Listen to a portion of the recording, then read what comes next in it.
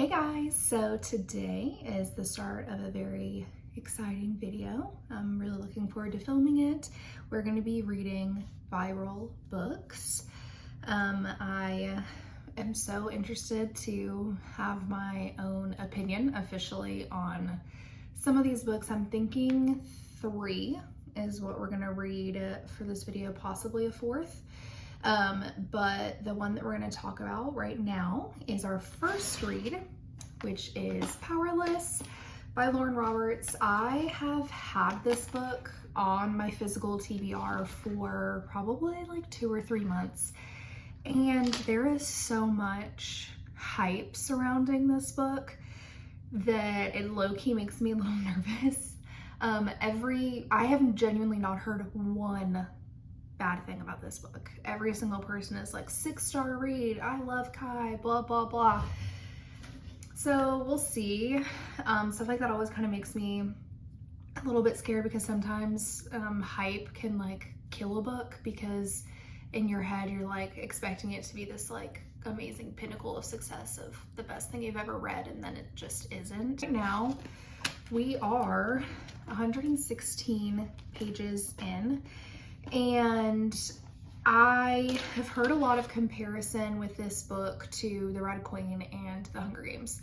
I have never read The Red Queen, but obviously, obviously, I'm sure there's some people who haven't read it, but The Hunger Games was my life for like a portion of it.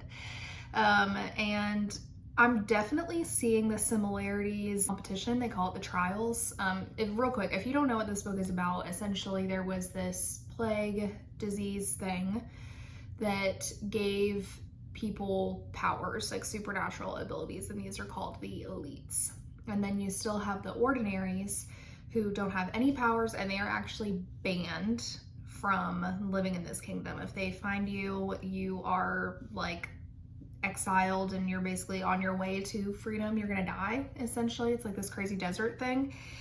And our main character, Peyton, is an ordinary, and she was taught by her dad how to hide her being an ordinary, how to fake that she is a psychic, because it's a lower level that you can, I don't know, like they're basically saying that like faking being a psychic, it really just takes, you know, observation, which I feel like is what everyone says about psychics. But our other character is Kai, and he is actually the prince, but he's not the prince that's going to be king. He is the prince who's going to be the enforcer, and he is like he's like, I'm a murderer. This is the day I became a murderer. He banishes ordinaries, he kills and tortures people who are harboring them. He's like this big scary man, and he's also like the most powerful elite in like years. I don't know exactly the entire comparison with the Hunger Games, because I still don't know yet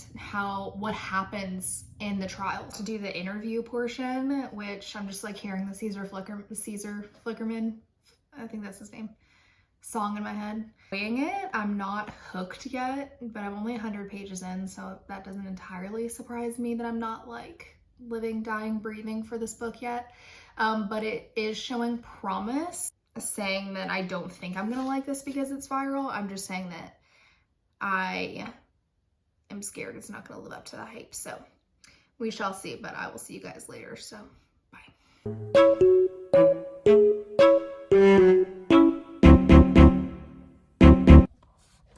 Hey guys. So it's been a few hours. I am 233 pages into the book. We're about to go to the grocery store. I'm filming a clip for the video real quick. So the trials are like still a little bit confusing to me, as far as like, they're explaining them a little bit more. And but I'm definitely starting to see the Kai obsession situation. I'm definitely starting to understand it. But yeah, that's really all I have for you. I'm really liking it. I'm definitely getting more into it the more that I read, which is all you can ask for. So yeah, but I'll update you guys later. Bye.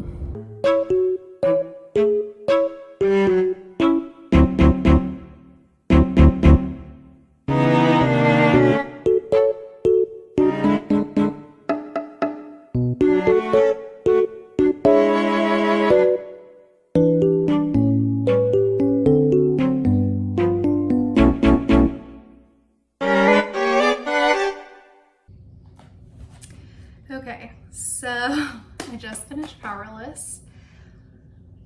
And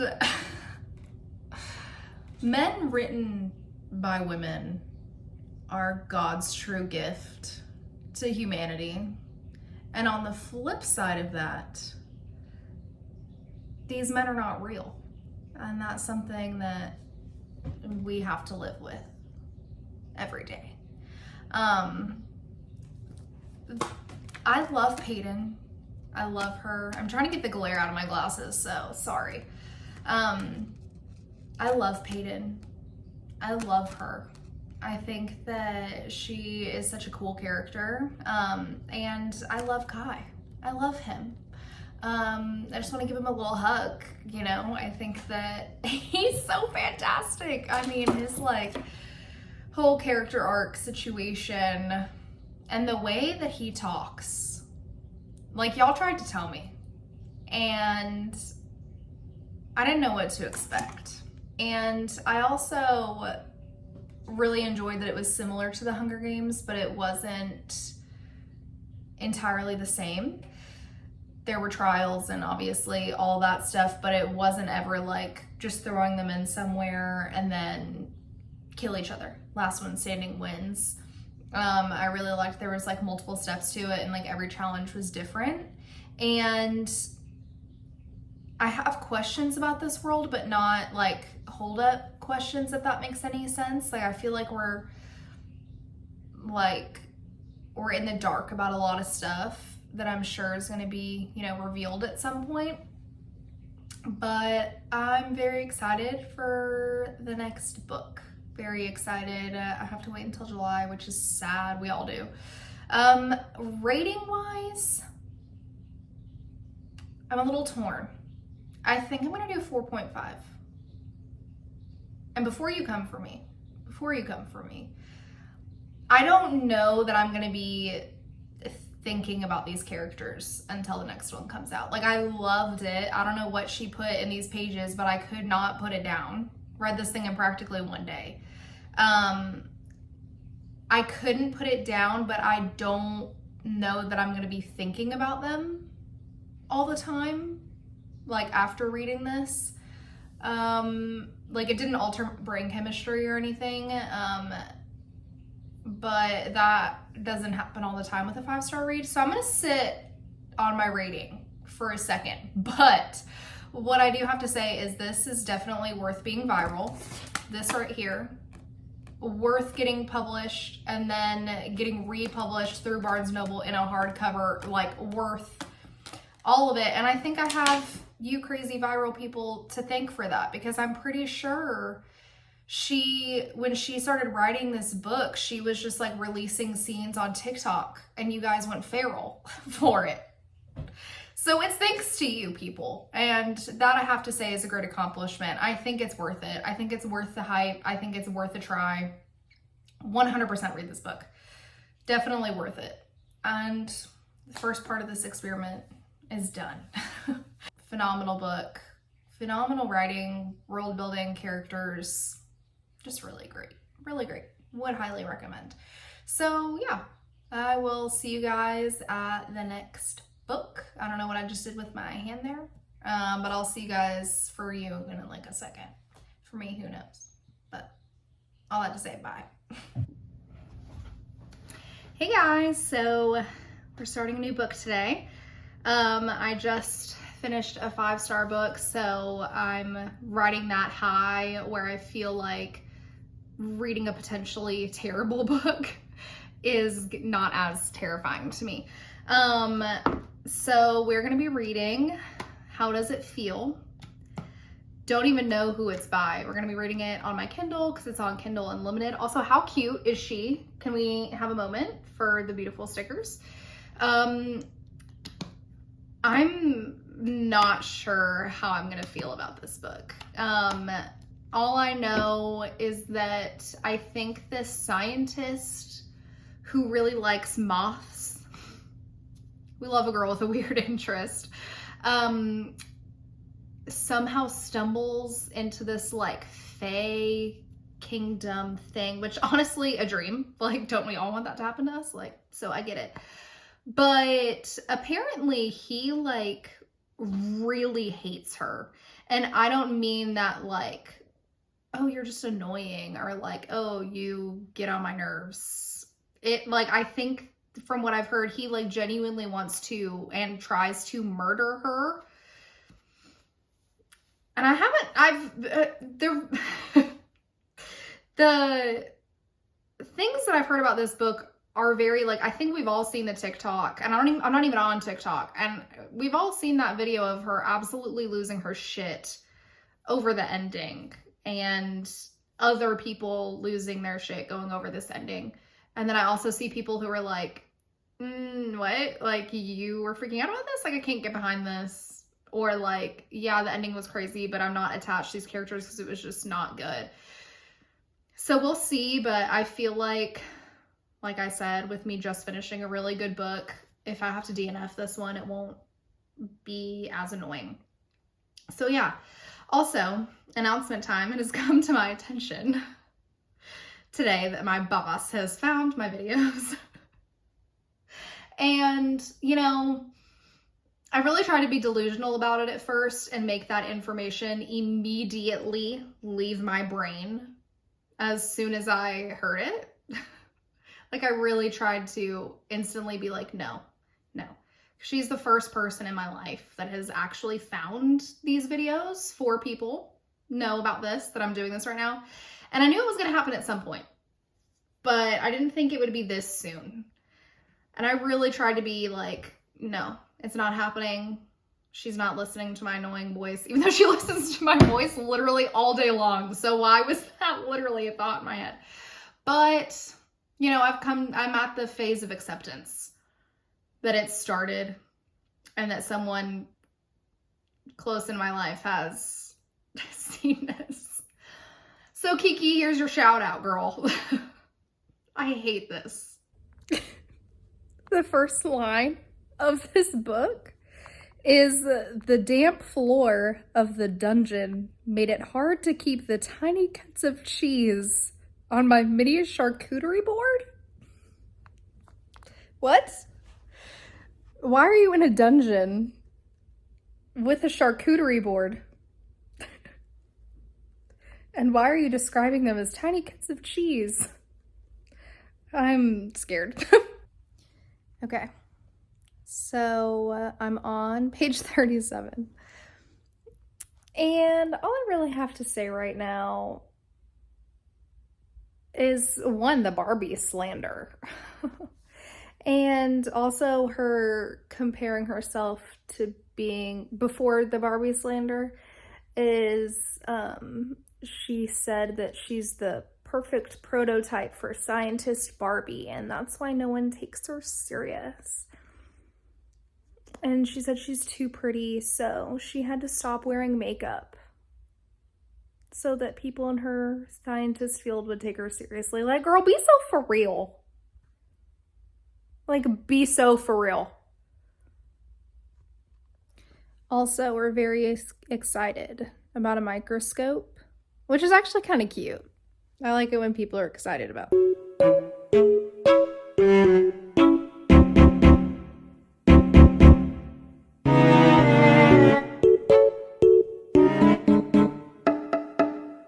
Okay, so we are done with How Does It Feel? And we are about to go out to dinner with one of our friends, but I just wanted to give a quick update or review. I've thought a little bit about this. I'm gonna go with a 2-star. It's frustrating because there were so many elements of it that I felt had a ton of potential. Things that were hangups for me were like, and this is not spoiler, by the way,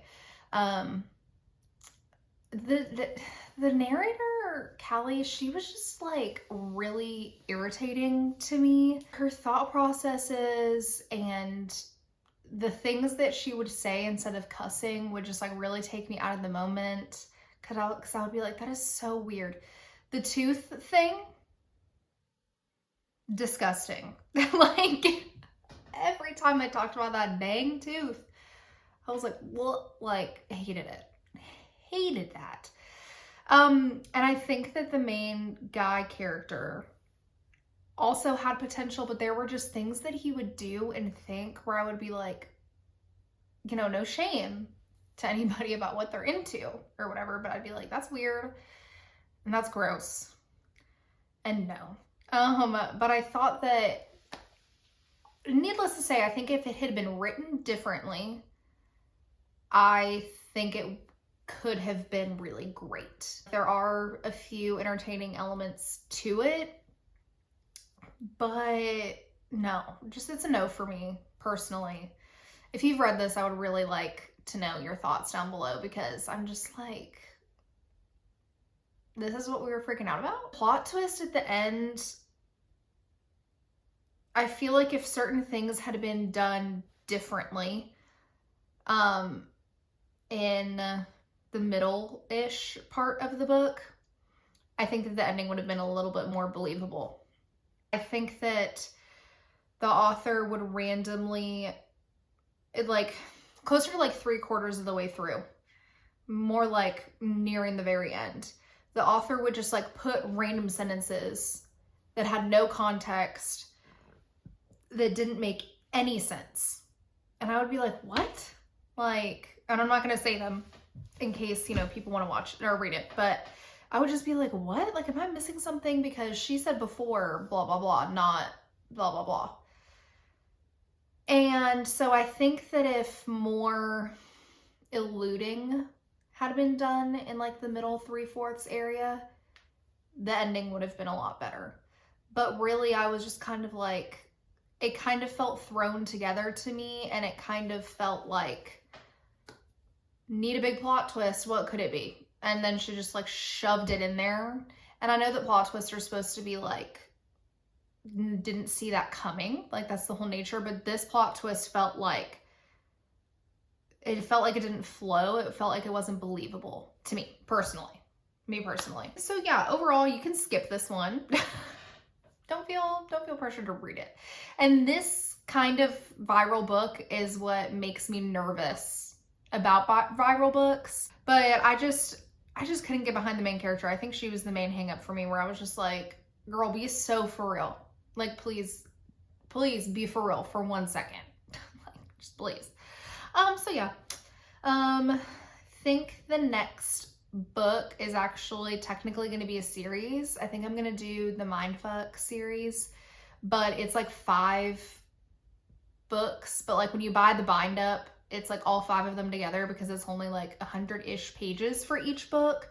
So I feel like I could, and I hear that it goes through like really quickly, so I feel like I could kind of do that entire thing and count it as one, just because it's like about the length of a normal book. But yeah, so I think that's the plan for the next one. So I will see you guys when we do that next. So bye. Okay, it is time for the last book of this video.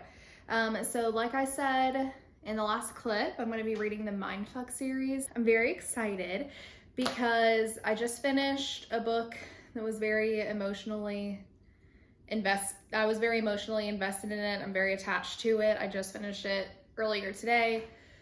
We have the third Crescent City book coming out in less than a week at the time of filming this. So in my head, I have that going on in the background. I'm trying not to be in a book hangover slump situation. So I need something quick and entertaining. And that is what everyone says about these books. So we'll see what all the hype is about. It seems very promising to me. I feel like I'll like it.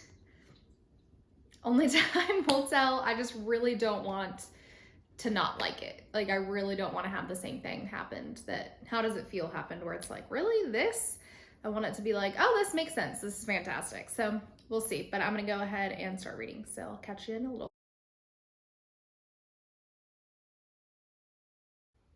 I don't know what it is about me sitting in this position with my phone filming this, but every single time I do it, I mess up the clip. I just filmed an entire like 4-minute update for where I was at, and the camera wasn't even facing me. So let me try to repeat everything that I just said. We are on book 2 now. I just finished the first one, and I'm really into it. If I didn't give a synopsis for this series, basically we are following Lana. It's dual POV, so we get the guy and the girl, but we are following Lana, and she is a serial killer, and she is killing these men for a very good reason. We don't know the whole entire story, but we've seen enough to be like, yeah, do that, girl, you know?